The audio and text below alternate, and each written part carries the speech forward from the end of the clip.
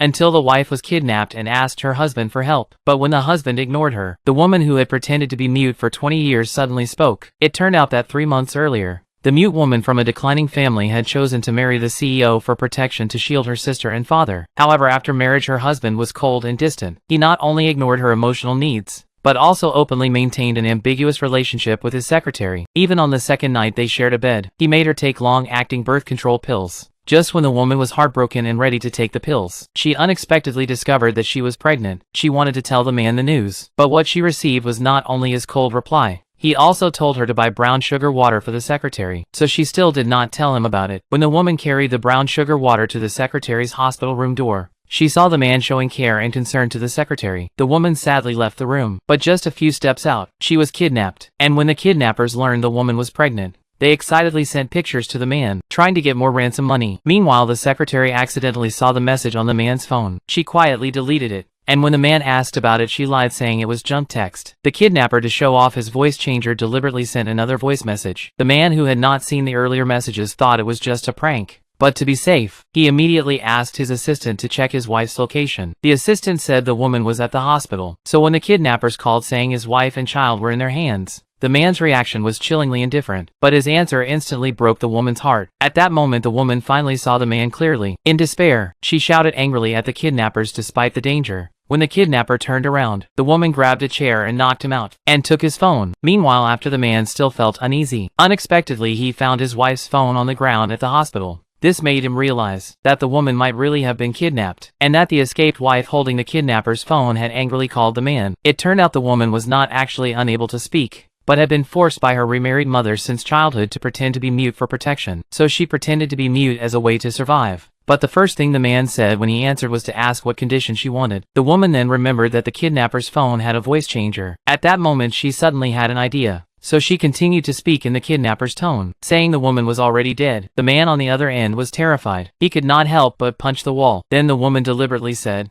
fortunately his wife was mute, so no matter how much pain she suffered, she could never scream out loud. But as soon as the words left her mouth, the man suddenly said, I have already found you.